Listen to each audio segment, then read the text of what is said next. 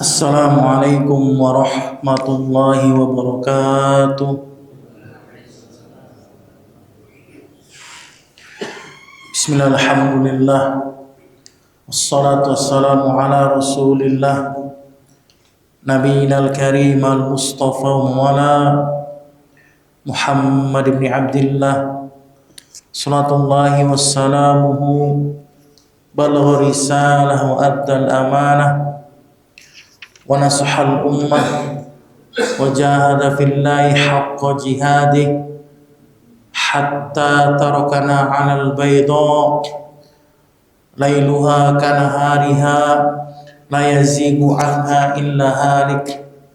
Salatullahi wassalamuhu ala alihi wa sahbihi wa man tabi'ahum bi ihsanin wa jihadin wa ittiba'in ila yaumiddin. Qala Allah Ta'ala fi Qur'anil Karim, ya ayyuhalladzina amanu taqullaha haqqa tuqatih wa la tamutunna illa wa antum muslimin. Wa qala ta'ala, ya ayyuhan nasu taqu rabbakumul ladzi khalaqakum min nafsin wahidah wa khalaqa minha zawjaha wa bassa minhuma rijalan katsiran wa nisaa wattaqullaha alladzi tasaaluna bihi wal arham innallaha kana 'alaikum raqiba. Wa qala ta'ala, ya ayyuhalladzina amanu taqullaha wa qulu qawlan sadida yuslih lakum a'malakum wa yaghfir lakum dhunubakum wa may yuti'illaha wa rasulahu faqad faza fawzan 'azima. Amma ba'd. Rabbi shrah li sadri wa yassir li amri wahlul 'uqdatam min lisani yafqahu qawli. Wa ba'd. Barakallahu alhamdulillah, sekali puji bagi Allah Subhanahu wa taala Rabbul Jalalah yang telah melimpahkan nikmatnya kepada kita, yaitu nikmat iman wal Islam, yang mana dengan kedua nikmat tersebut kita masih diberikan kesehatan, kekuatan oleh Allah Subhanahu wa taala untuk berkumpul di majlis ilmi dalam rangka sedikit mempelajari agama Allah dan berusaha untuk mengamalkan sunnah Rasulnya sallallahu alaihi salatu wassalam. Salat dan salam kita curahkan kepada Nabi besar kita yang mulia sallallahu alaihi salatu wassalam beserta para keluarganya, para sahabatnya dan pengikutnya. Baik, barakallahu. Kita akan lanjutkan pembahasan kita Syarah Riyadhus Shalihin di Fadilati Syekh Shalih Al-Utsaimin rahimahullahu taala. Alhamdulillah, kita sudah sampai kepada pembahasan bab yang ke-19, yaitu berkenaan dengan babu fi man sanna sunnatan hasanah aw sayyi'atan.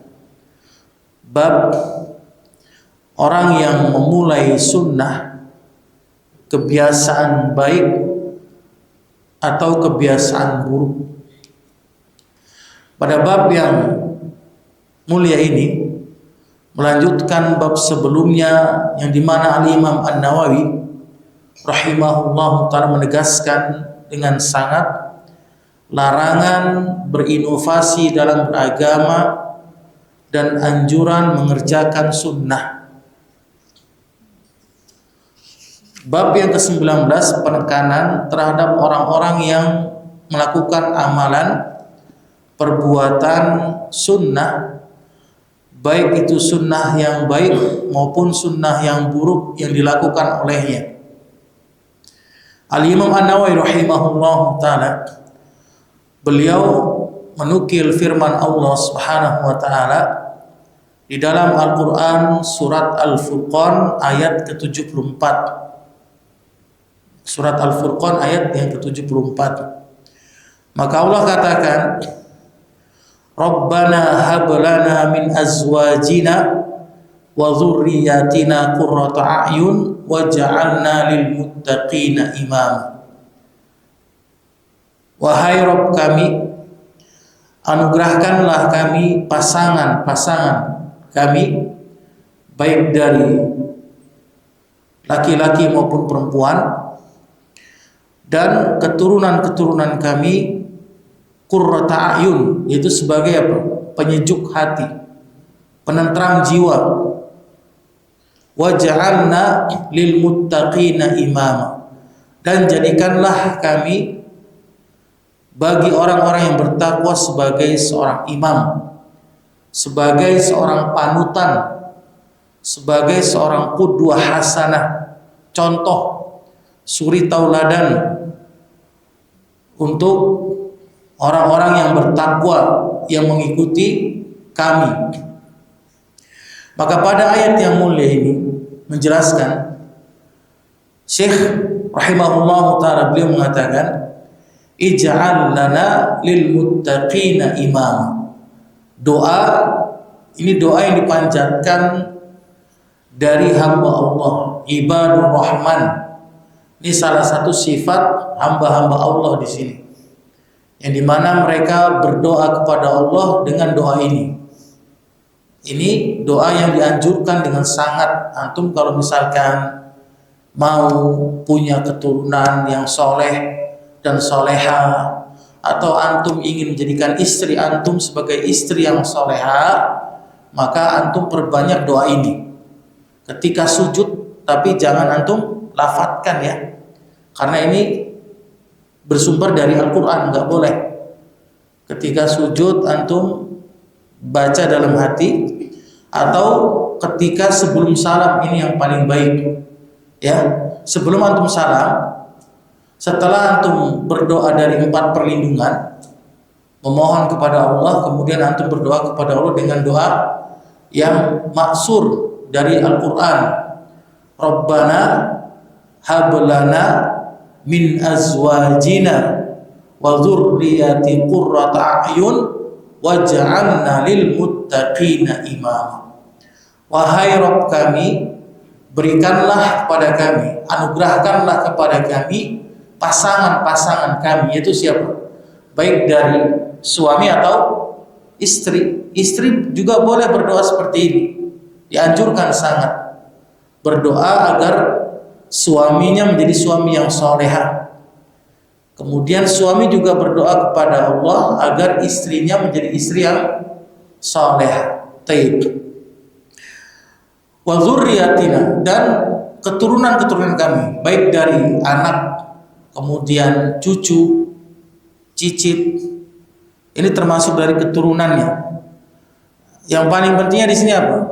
Waj'alna lil muttaqina imama, dan jadikanlah kami sebagai pemimpin bagi orang-orang yang bertakwa. Kalau antum tidak bisa menjadi pemimpin bagi kaum muslimin secara umum, maka antum hendaknya menjadi pemimpin bagi siapa? Keluarga antum, keluarga kecil antum. Ya, ini termasuk antum pemimpin dari istri dan anak-anak antum. Sebagaimana Allah katakan dalam Al-Quran surat Al-Tahrim ayat yang ke-6. Allah berfirman, ya ayyuhalladzina amanu qu anfusakum wa ahlikum nar. Wahai orang-orang yang beriman, jagalah dirimu dan keluargamu dari siksa api neraka Allah. Maka di sini kita sebagai kepala keluarga, kita sebagai pemimpin rumah tangga, sebagai seorang ayah dari keluarga kecil kita, kita bertanggung jawab untuk mengarahkan, membimbing istri dan anak-anak kita untuk menuju surga Allah Subhanahu wa taala. Qu anfusakum wa ahlikum nar.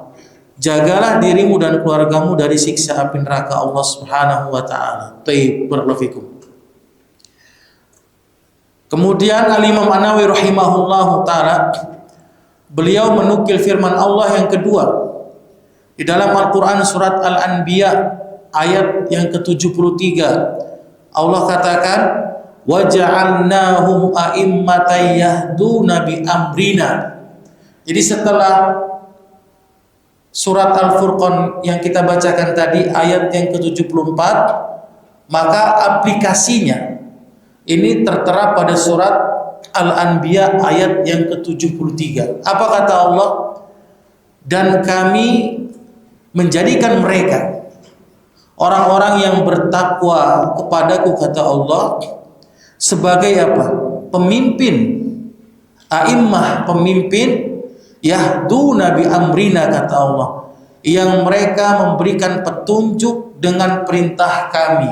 Ini aplikasi dari ayat yang sebelumnya yang kita bacakan tadi, di mana Allah Subhanahu wa taala menjadikan kita ini, mudah-mudahan amin ya, menjadikan kita ini sebagai qudwah, pemimpin yang memberikan petunjuk dengan perintah Allah Subhanahu wa taala. Allah jadikan kita sebagai pemimpin yang diikuti oleh keluarga kita, oleh tetangga kita, oleh teman dekat kita, oleh orang-orang yang kita sayangi, yang memberikan petunjuk huda.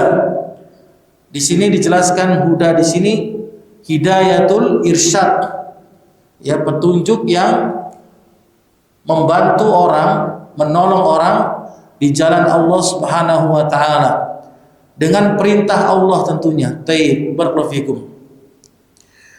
Maka Syekh rahimahullahu taala beliau menjelaskan bab yang kita jelaskan ini, yaitu orang-orang yang memulai sunnah, kebaikan itu berupa kebaikan atau keburukan, liyubayyina anna minal asya'i ma yakunu asluhu sabitan, menjelaskan bahwasannya segala sesuatu yang dilakukan oleh seseorang ini akan menjadi tetap, akan diperhitungkan oleh Allah.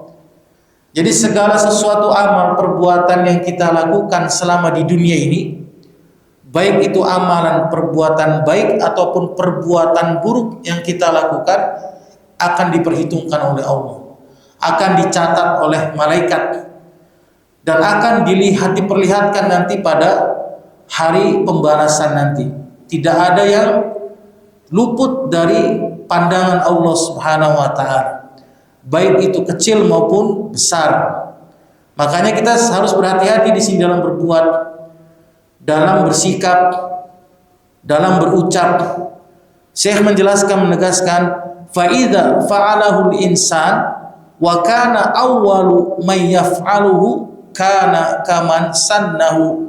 Dan apa yang telah dilakukan oleh seseorang, kata Syekh, apa yang telah diperbuat oleh seseorang pertama kali olehnya dari perbuatan atau dari ucapan, maka itu adalah sunnah kebiasaan darinya.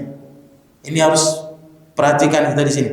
Apa yang kita perbuat selama ini dari perbuatan kita pertama kali, atau apa yang kita ucapkan dari ucapan kita, ini akan menjadi sunnah, contoh bagi orang lain. Antum paham nggak di sini? Antum mengucapkan sesuatu kepada anak antum, misalkan ucapan yang baik. Nah, kalau mau makan baca apa? Bismillah, misalnya. Ini ucapan perbuatan yang antum lakukan kepada anak antum akan menjadi contoh bagi anak antum. Nanti akan jadi apa? Sunnah jariyah. Jadi amal jariyah terus mengalir sampai antum mati nanti. Nah, ini dikatakan oleh Syekh. Jadi apa yang kita perbuat pertama kali, apa yang kita lakukan pertama kali dari ucapan maupun perbuatan, maka akan menjadi sunnah baginya. Wa sara lahu ajruhu wa ajru man amila bihi ila yaumil qiyamah, kata Syekh, dan akan menjadi balasan baginya, dan balasan dari apa yang diperbuat olehnya sampai hari kiamat. Kalau dia melakukan perbuatan baik, kalau dia mencontohkan perbuatan baik kepada anaknya, kepada istrinya, maka akan menjadi apa? Amal kebaikan dia sampai dia sampai dia mati nanti. Begitu pula kalau dia mencontohkan apa? Amal perbuatan buruk, misalkan mohon maaf nih. Misalkan dia merokok, ya, dia merokok. Kemudian dilihat oleh anaknya. Dari perbuatan yang dia perbuat, kemudian dicontoh oleh anaknya, dan anaknya mencontoh dari perbuatan ayahnya, kebiasaan merokok dan membolehkan merokok bagi anaknya, maka ini menjadi apa? Dosa jariah baginya sampai dia mati nanti. Nauzubillah min dzalik. Kecuali kalau dia bertobat kepada Allah. Kalau dia bertobat kepada Allah, maka Allah akan ampuni dosa-dosanya. Sebagaimana kaidah mengatakan, at-taubatu tajubbu ma qablaha. Taubat akan menghapus dosa-dosa yang lalu. Tapi kalau dia nggak bertobat, bahaya di sini. Atau misalkan dia, mohon maaf sekarang viral, banyak orang tua yang ngajarin anaknya apa? Joget, goyang TikTok, ya kan? Joget TikTok, kemudian apa lagi? Banyak seorang ayah yang mengajarkan anaknya untuk berbohong, berdusta, kemudian berbuat keburukan, maka akan menjadi amal catatan amal keburukan yang dilakukan olehnya. Jadinya apa di sini? Dosa jariah. Mending kalau pahala jariah ini dosa jariah yang akan terus didapati olehnya mengalir sampai dia mati. Waliyadzubillah, summa na'udzubillah min dzalik. Ya. Wa qad sabaqa lana, dan telah kami jelaskan kata Syekh Shalih Al-Utsaimin, anna dinal islami, bahwasanya agama Islam, walillahil hamd, kamilun. Agama Islam adalah agama yang sempurna, agama yang lengkap, agama yang diterima oleh Allah, sebagaimana Allah katakan di dalam Al-Quran surat Ali Imran, innad dina indallahil Islam. Sesungguhnya agama yang diterima di sisi Allah hanyalah agama Islam saja. Jadi agama Yahudi, agama Nasrani, agama Hindu, Buddha, Konghucu, kemudian agama-agama yang lainnya ini tidak diterima oleh Allah Subhanahu wa ta'ala. Taib. Barakallahu fikum. Agama Islam adalah agama yang sempurna, agama yang mengajarkan kesempurnaan, hablum minallah wa hablum minan nas, hubungan antara dirinya dengan Allah dan hubungan antara dirinya dengan manusia. Tidak ada agama yang sempurna kecuali Islam. Islam mengajarkan semuanya, baik yang berkaitan dengan manusia maupun berkaitan dengan Rabbnya, Rabbul Jalalah. Taib, barakallahu fikum. Apa kata Syekh? La yahtaju ila takmilin. Islam tidak butuh penyempurnaan. Untuk catat di sini ya. Agama Islam adalah agama yang tidak membutuhkan apa? Penyempurnaan. Karena secara asalnya Islam telah sempurna. Tidak boleh apa? Ditambah. Apalagi tidak boleh dikurangi. Karena Islam adalah agama yang sudah Allah sempurnakan secara asalnya. Taib. Wala ila bid'in. Agama Islam ini tidak ada namanya apa? Inovasi. Perbuatan baru dalam agama. Sebagaimana telah dijelaskan oleh Syekh Shalih Al-Utsaimin rahimahullah ta'ala, yang dimaksud dengan bid'ah adalah kullu man ta'abbada lillahi bi ghairi ma syuri', segala sesuatu yang dijadikan seseorang menyembah kepada Allah selain dari apa yang disyariatkan oleh Allah. Ini dikatakan sebagai perbuatan yang baru dalam agama. Segala sesuatu yang dilakukan oleh seorang hamba dari menyembah, mendekatkan diri kepada Allah dari apa yang tidak disyariatkan oleh Allah, ini namanya perbuatan bid'ah. Perbuatan yang baru dalam agama Islam. Aqidatan, baik itu bersifat akidah. Karena ada namanya bid'ah akidah, ada keyakinan. Di antaranya apa? Bid'ah keyakinan di sini adalah apa?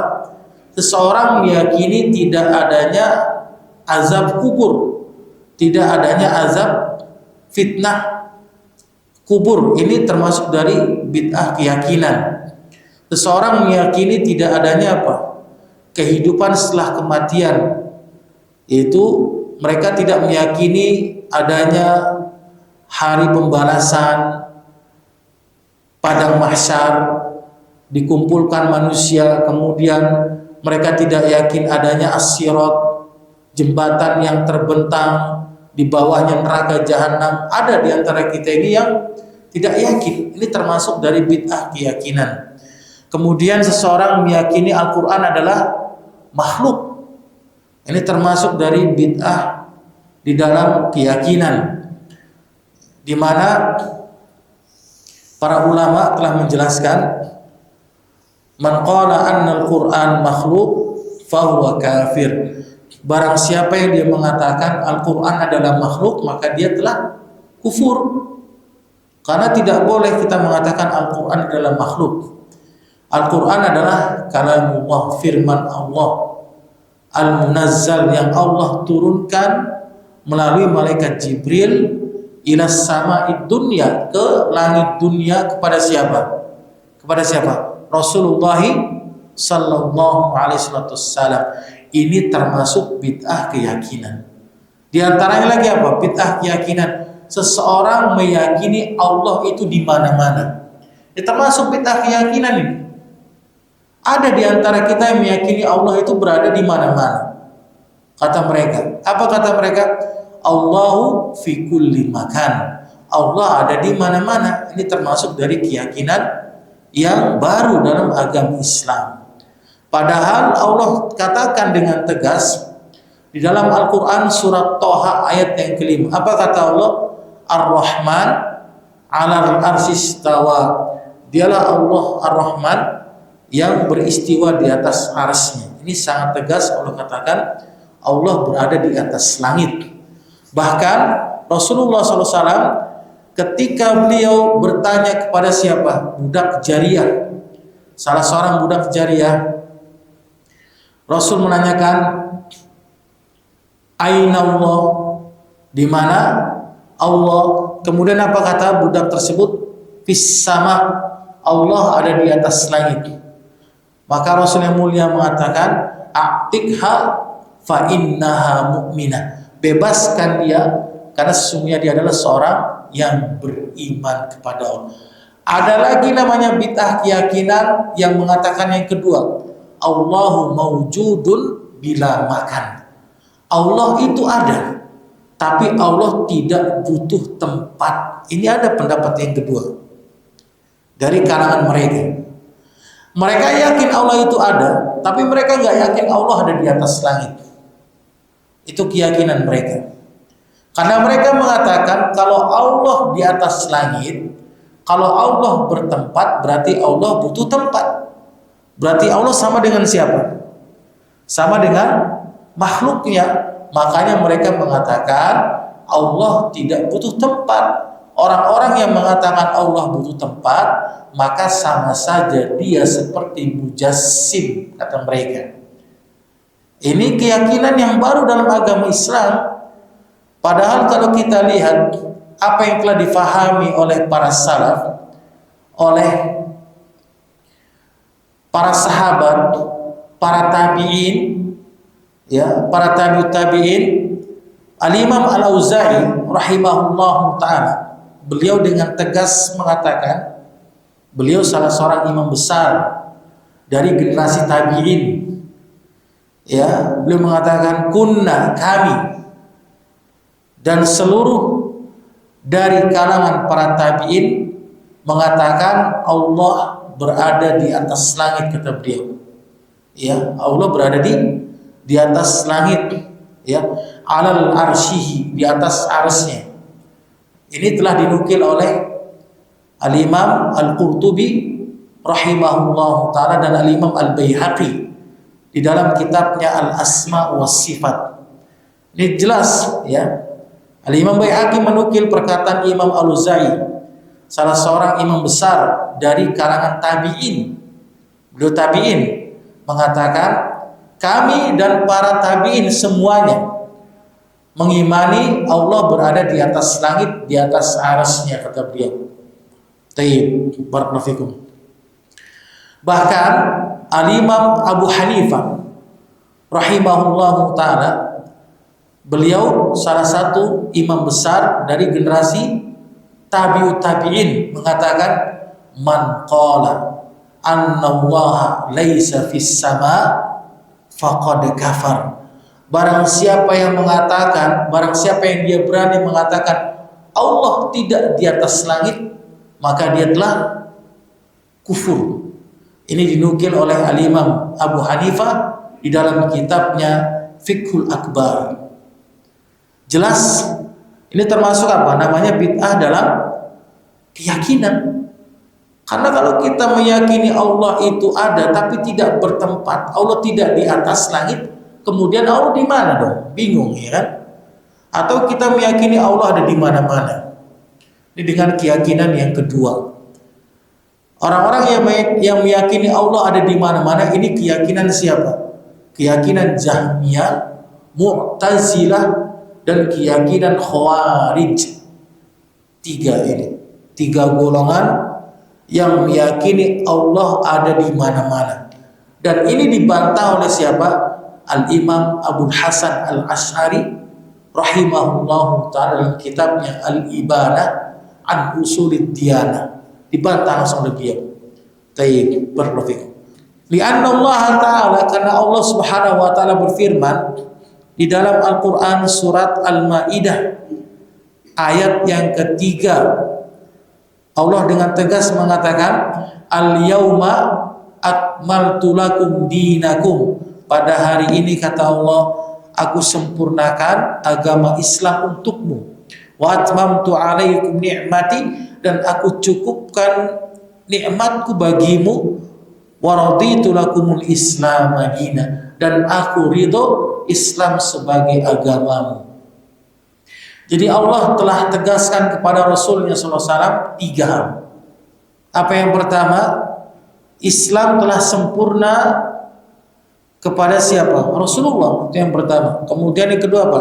Allah telah cukupkan Islam untuk siapa?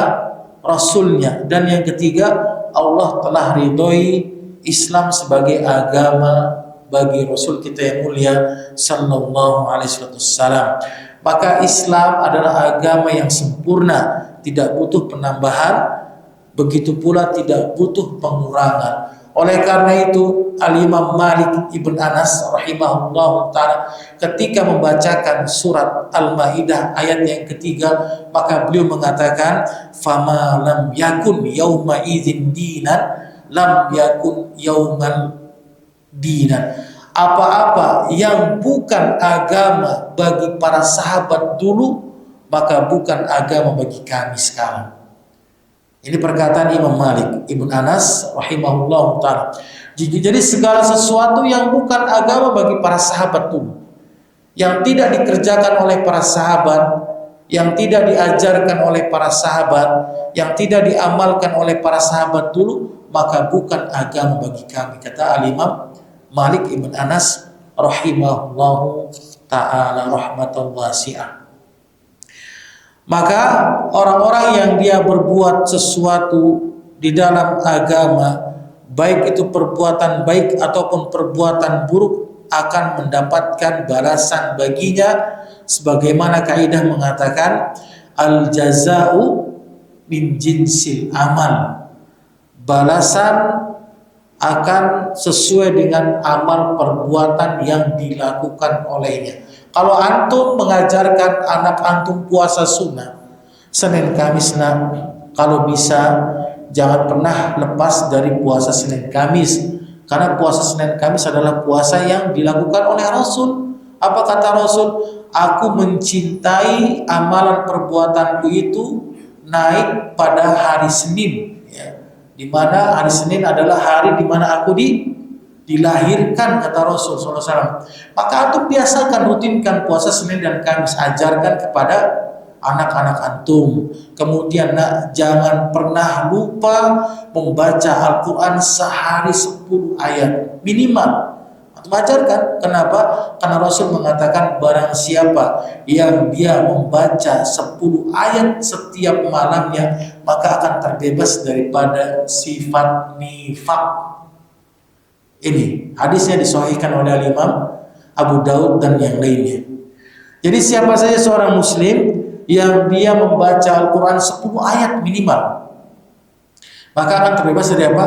Sifat nifak. Kalau antum tidak pernah baca Al-Quran dalam sehari kosong, sesibuk apapun antum, maka berhati-hatilah, sifat nifak ada pada diri kita. Nauzubillah min dzalik. 10 ayat gampang kok. Apa aja coba 10 ayat? Apa? Antum kan hafal surat Kulhu kan? Kulhu, Al-Falaq, An-Nas, Al-Kafirun, itu aja untuk ulang-ulang setiap hari. Kan nggak diperintahkan harus 1 juz kan? One day one juz, ada nggak perintah dari Rasul? Bacalah oleh kalian wahai para sahabatku 1 hari 1 juz, ada nggak? Nggak ada. Tidak ada perintah dari Rasul 1 hari 1 juz. Karena kalau diwajibkan 1 hari 1 juz jadi apa? Jadi berat buat antum. Tapi kalau antum baca sehari 10 ayat, maka akan mudah bagi antum. Apa yang antum hafal, antum ucapkan, antum baca Al-Quran, walaupun antum tidak dengan melihat Al-Quran, tapi antum apa yang antum hafalkan itu termasuk dari antum membaca Al-Quran, tidak kosong dari tidak membaca Al-Quranul Karim. Taib, barakallahu fikum.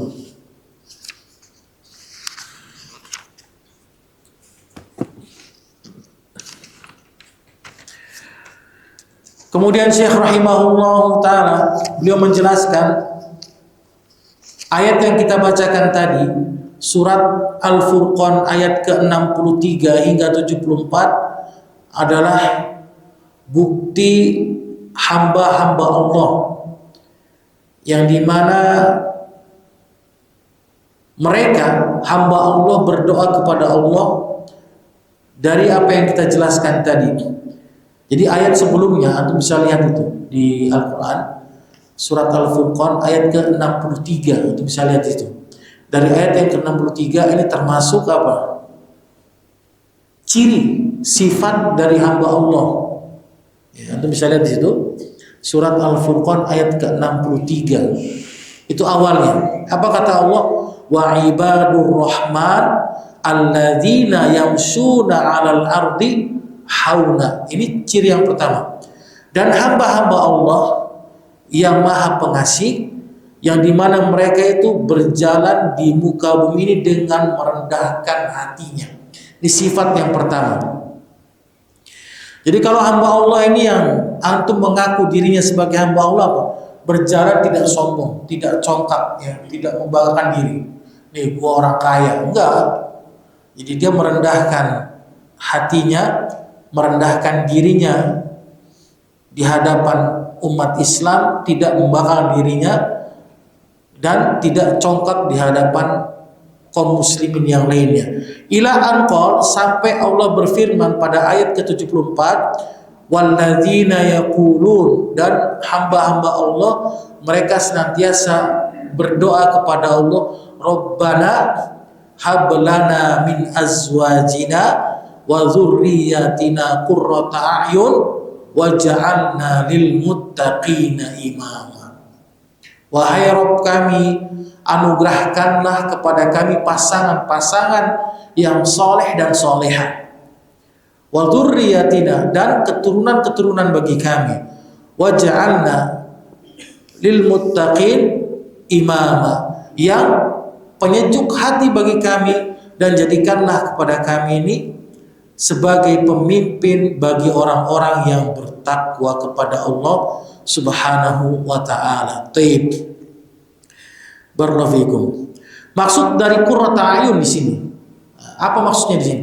Penyejuk hati, penyejuk jiwa. Apa maksudnya di sini?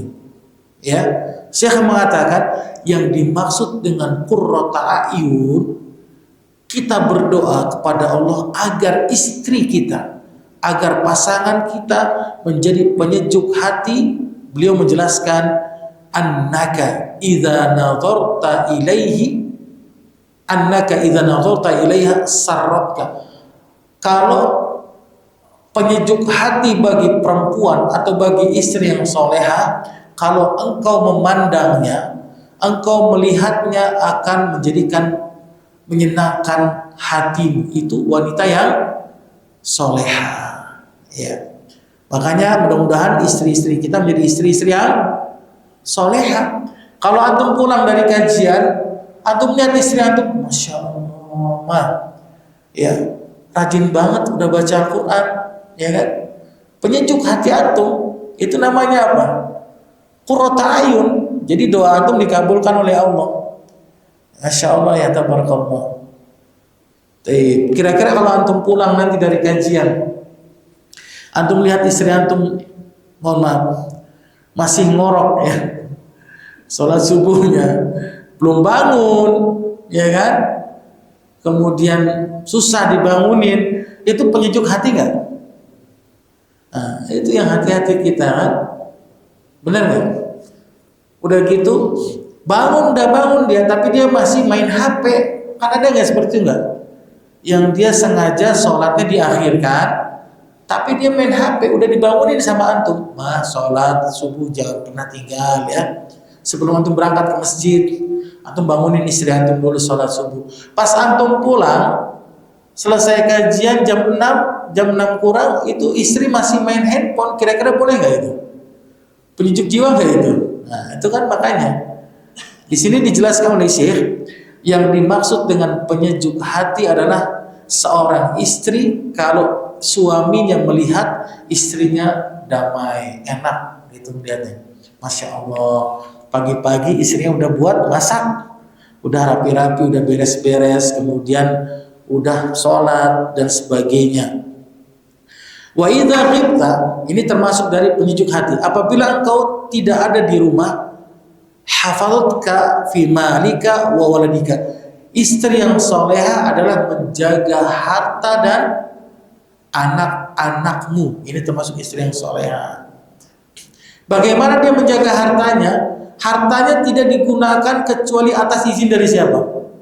Suaminya. Karena banyak istri yang dia memberikan sesuatu kepada mertuanya, kepada orang tuanya. Kepada orang tuanya tanpa izin siapa?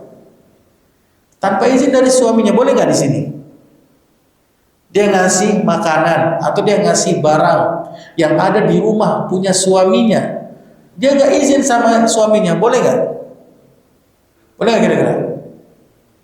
Boleh nggak? Dia ngasih barang punya suaminya, makanan, ya, makanan. Dia nggak izin, dia kasih aja kepada orang tuanya, ibunya. Ibunya datang dikasih, "Ma, ini ada pisang." Ya, ada pisang. Dikasih sama dia. Dia nggak izin pada suaminya. Ini termasuk tidak diperbolehkan oleh syariat Islam. Dia harus izin dulu kepada suaminya karena ini termasuk harta dari suaminya, makanan yang diberikan oleh suaminya kepada keluarganya. Kecuali kalau suaminya sudah mengizinkan, kalau ada makanan, minuman, barang di rumah ini, kalau orang tua kamu minta, kamu kasih. Berarti itu sudah dapat izin dari siapa? Dari suami. Karena banyak di antara kita bahkan dia tidak menjaga diri dari apa? Dari memasukkan orang ke rumah, ini nggak boleh. Temennya yang perempuan itu nggak boleh dimasukkan tanpa izin dari suaminya. Suatu ketika pernah Ibu Aisyah radhiyallahu taala pernah kedatangan seorang tamu perempuan, ya, datang. Perempuan ini rajin ibadah, rajin sholat malam. Kemudian Rasul pulang dari masjid ke rumah. Kemudian apa kata Rasul? Man dia? Siapa dia ini? Apa kata Aisyah? Dia adalah seorang wanita yang rajin sholat malam. Kata Rasul, siapakah dia? Apakah dia temanmu atau tidak? Ya. Kemudian Aisyah bilang, ini adalah temanku, kata Aisyah. Maka dijelaskan oleh Syekh Ibnu Utsaimin, kewajiban bagi seorang perempuan adalah meminta izin kepada suaminya untuk memasukkan orang lain ke rumahnya. Ini termasuk dari keharusan bagi seorang istri. Ini termasuk menjaga dirinya, hartanya dari yang bukan yang diharamkan oleh Allah Subhanahu wa taala. Begitu pula dia menjaga anak-anaknya. Termasuk kalau suaminya pergi kerja, apa yang dijaga olehnya anak-anaknya dari sesuatu yang diharamkan oleh Allah, main keluar. Karena banyak, mohon maaf ya, banyak para istri apa yang dia suka apa, kongko bahasa kita kan, ngumpul suaminya kerja, dia malah apa, asik kongko sama teman-teman yang keluar dia main ngumpul sama teman-temannya, ngabisin waktu, suaminya kerja. Kemudian anaknya nggak diurus, makannya, kemudian kebersihannya, kesehatannya nggak diurus sama istrinya. Ini termasuk tidak menjaga dari anak yang telah diamanahkan oleh suaminya. Wa idza bahasta anha wajadtaha qanitatan lillah. Ini termasuk dari sifat istri yang soleh. Kalau engkau mencari istrimu, engkau akan menemukan istrimu sedang taat kepada Allah. Masya Allah ya. Antum ketika pulang dari masjid, antum lihat mana istriku. Ternyata istri antum lagi ngapain? Baca Al-Quran. Mana istriku? Ternyata istri antum lagi sholat malam. Enak gak antum lihatnya itu? Enak gak? Mana istriku? Ternyata istriku lagi kajian taklim. Tapi kalau berbeda, mana istriku? Ternyata istriku lagi tidur. Ternyata istriku lagi main HP. Ternyata istriku lagi ngumpul kongko sama teman-temannya. Apakah itu jadi penyejuk hati bagi antum? Mana istriku? Ternyata istriku lagi ngegosip, ya kan? Ada nggak kayak gitu? Makanya antum jangan pernah lupa berdoa kepada Allah, karena yang bisa merubah manusia itu siapa?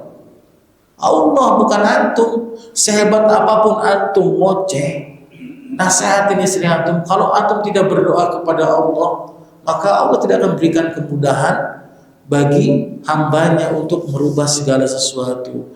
Makanya apa di sini Allah berfirman dalam Al-Quran surat An-Nisa ayat ke-34, antum bisa lihat. Surat An-Nisa ayat 34, ini termasuk ciri istri-istri yang solehah. Apa kata Allah? Fassalihatu qanitatun hafizatun lil ghaibi bima hafizallah. Ini ciri wanita yang solehah. Dan para wanita-wanita yang solehah, mereka adalah wanita yang taat kepada Allah. Itu yang pertama. Jadi apa ciri yang pertama? Wanita yang soleh adalah wanita yang taat kepada Allah. Yang pertama. Yang kedua apa? Hafizatun, yang menjaga dirinya dari apa yang diharamkan oleh Allah. Kemudian bima hafizallah, yang ketiga selalu taat kepada Allah dari apa yang diperintahkan oleh suaminya. Ini tiga hal ini adalah ciri sifat dari istri-istri yang solehah. Ada nggak kira-kira dalam syariat istri itu diwajibkan masak? Ada nggak? Ada nggak istri itu diwajibkan untuk apa? Nyapu, ngepel, nyuci baju, nyetrika? Nggak ada. Dalam syariat tidak disyariatkan itu. Tapi kalau misalkan suaminya yang memerintahkan, mah, tolong buatin kopi. Kira-kira ini jadi apa?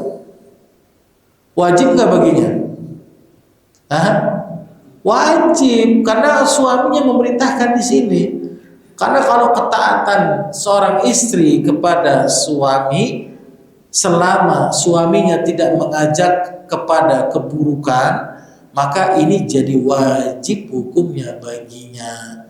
Tapi antum harus paham di sini, antum jangan mentang-mentang antum sebagai seorang suami seenak udel antum nyuruh istri antum, ya. Antum perhatikan Rasulullah SAW tidak pernah menyuruh Ibunda Aisyah, tidak pernah menyuruh istri-istrinya. Jangankan istri-istrinya, pembantunya saja tidak pernah disuruh oleh Rasulullah. Siapa pembantunya di sini? Siapa pembantunya Rasulullah? Ada yang tahu nggak? Ada yang tahu nggak sini? Sahabat siapa? Anas bin Malik, pembantunya Rasul. 9 tahun jadi pembantunya Rasul, tidak pernah diperintah oleh Rasul. Bisa bayangkan? Gitu kalau antum mau nyontoh. Jangan antum ambil enaknya aja. Ya mah, kata Ustadz, mama harus taat sama suami. Jadi kalau papa minta tolong bikinin kopi segera. Jangan entar aja, jangan ngebantah aja kamu. Nggak boleh kayak gitu ya. Tapi kalau antum mau antum ambil sepenuhnya. Bagaimana Rasulullah SAW itu beliau tidak pernah menyuruh pembantunya kalau beliau bisa melakukannya sendiri. Kalau antum bisa melakukan sendiri, udah antum lakukan sendiri. Kalau enggak, minimal antum pakai kata apa? Tolong ya. Kalau antum jangan bilang, "Mak, bikinin kopi, bikinin nasi, ya, beli nasi uduk." Enggak, antum harus ucapan dengan kata-kata yang baik, santun, ya, tolong bikinin kopi, ya. Kalau bisa tolong bikinin kopi, ya, buatin nasi buat papa, tolong buatin nasi dan sebagainya. Ini ucapan-ucapan yang santun yang antum ucapkan kepada istri antum itu lebih baik daripada antum berkata baik kepada siapa? Kepada orang lain. Kenapa? Karena Rasul yang mulia bersabda, khairukum li ahlihi, kata Rasulullah. Sebaik-baik kalian adalah orang yang paling baik dengan siapa? Keluarga kalian. Wa ana khairun li ahli, dan aku adalah orang yang paling baik dengan keluargaku. Makanya antum kalau mau jadi orang baik, antum harus contohkan dulu kepada keluarga antum. Jangan sama orang lain, sama keluarga dulu. Antum kalau berkata baiklah kepada keluarga antum. Antum contohkan pada mereka, baru kepada orang lain. Karena yang lebih tahu bagaimana sifat antum itu adalah siapa? Istri antum dan anak-anak antum, bukan orang lain. Taib, ya. Allah Ta'ala alam. Terakhir, Rasul yang mulia bersabda dalam hadis yang sahih riwayat Imam Muslim, "Man sanna fil Islam sunnatan hasanatan falahu ajruha." Barang siapa seorang muslim melakukan perbuatan sunnah yang baik, maka dia akan mendapatkan balasan ganjaran baginya, wa ajru man amila biha, dan balasan apa yang diperbuat olehnya, min ba'dihi, dari setelahnya, min ghairi an yanqusa min ujurihim syai'un, yang tidak mengurangi balasan pahala mereka sedikit pun. Wa man sanna fil Islam sunnatan sayyi'atan, barang siapa yang melakukan perbuatan sunnah yang buruk, ya, sunnah yang jelek, karena alaihi wizruha, dia akan mendapatkan balasan ganjaran perbuatan buruk tersebut, wa wizru man amila biha min ba'dihi min ghairi an yanqusa min azwarihim syai'un, dan dia akan mendapatkan keburukan dari apa yang dilakukan oleh orang lain tanpa mengurangi sedikit pun keburukannya yang telah dilakukan olehnya. Ini balasan ganjaran bagi orang-orang yang melakukan amal kebaikan dan keburukan. Kalau dia baik dapat pahala jariah, kalau dia buruk dapat apa?